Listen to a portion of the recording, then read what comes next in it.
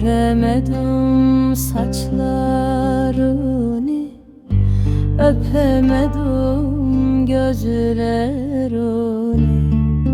Canım yarım kaldı da bebeğim, bilemedim hallarını. Kuramadım beşiğini,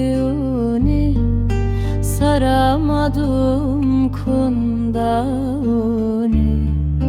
Canım yarım kaldı da bebeğim, bulamadım çaresi.